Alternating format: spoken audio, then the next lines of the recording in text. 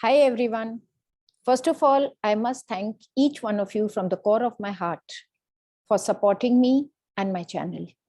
Your feedback matters a lot.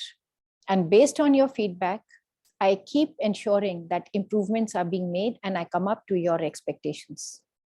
I'd started with a series on effective communication on the request of my students and my trainees. So today I shall be touching upon the 7C's of communication.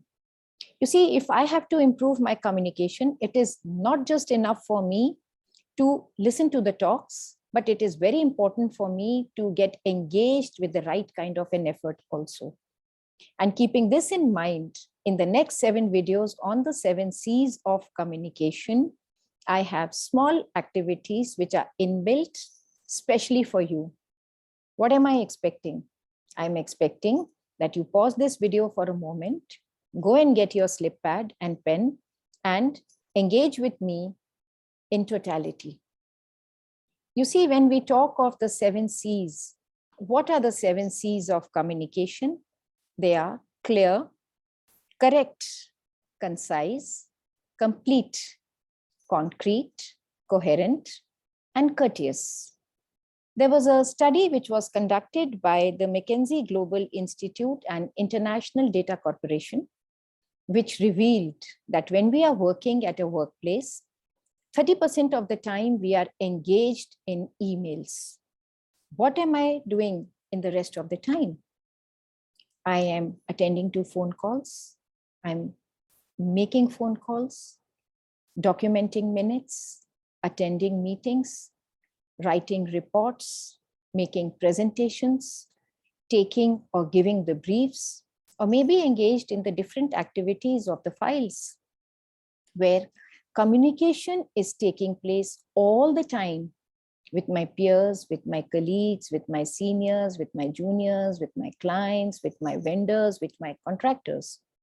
Now, if I have to make my communication meaningful, engaging, so that there is enhanced productivity at the workplace, then I will have to develop the 7C's of communication.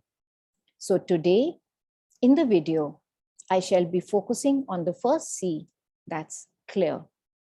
Why is it important for me to maintain clarity in my written or my spoken form?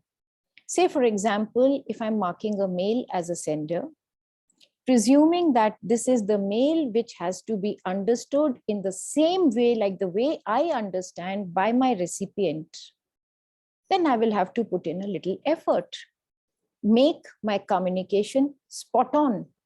Because if I lack the clarity in documenting the message, what is going to happen? The recipient is going to make certain assumptions.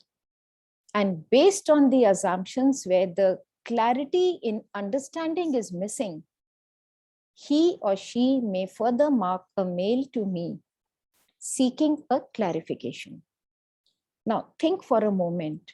Had the mail been sent in the first instance as a clear mail, this response mail with clarity would not have come at all. But the fact that it has come, it may have taken 1 day, 2 days, or 3 days to come. And by the time the response goes back, we have wasted so much of time. And this time, which is wasted, is also impacting the productivity. What am I supposed to do? I have to make sure that my message is absolutely clear, because the more those clarifications are sought, the bigger the spiral of communication will be, and weaker our communication.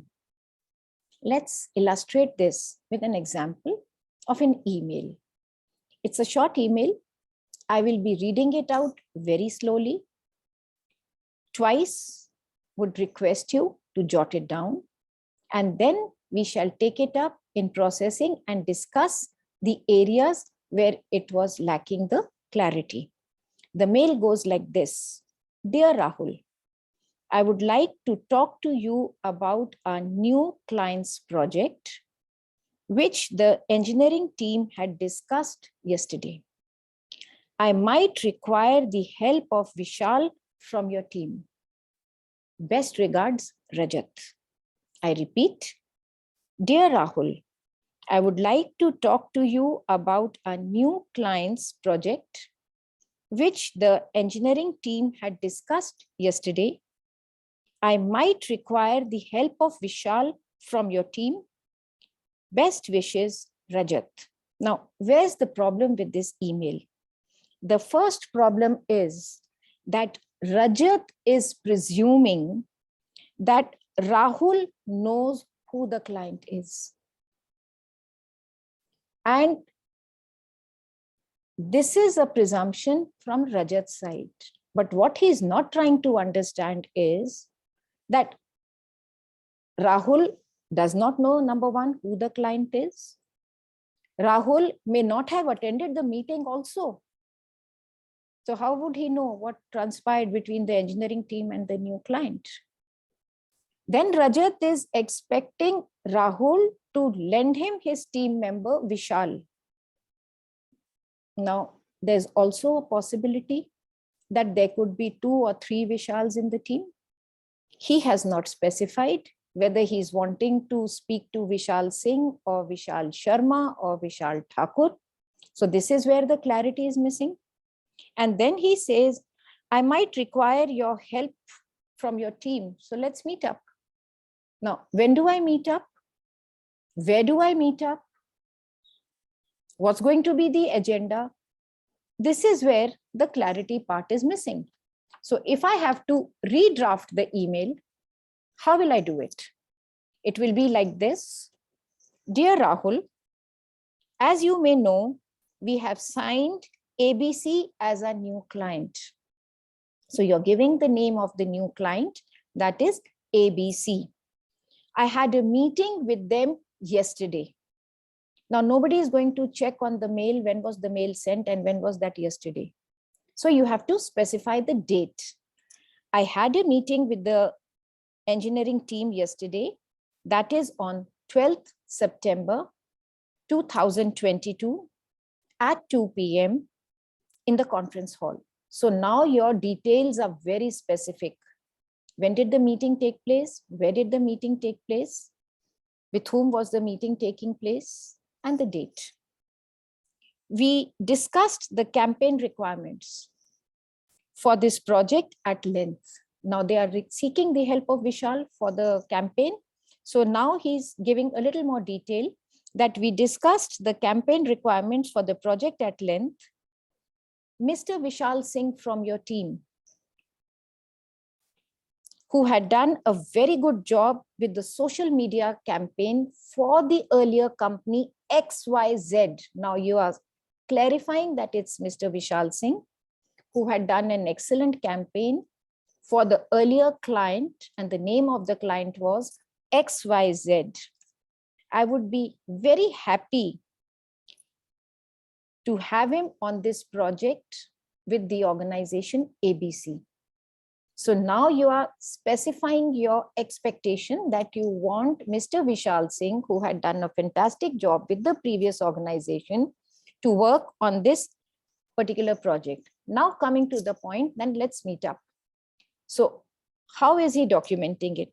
Will it be possible for us to meet tomorrow, that is on 14th September, around 2:30 p.m. in the first floor boardroom, and take it further from there?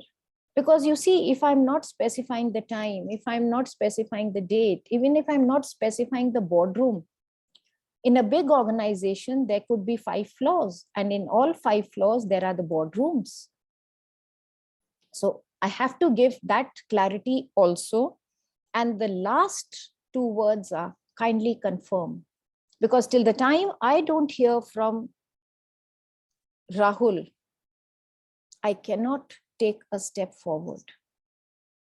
So this is the clarity which is sought. Now, if I document a mail like this with clear terms, there's going to be no doubt. There won't be any mail coming to me for a clarification, because everything is clear in this mail. So I want you to have a look at both the mails. See what were the key features missing in the earlier mail. And while we are talking of clarity, the first C of communication, how we ensured that the second mail is absolutely clear. Hope it works. So let's now wait for the next video. Thank you very much.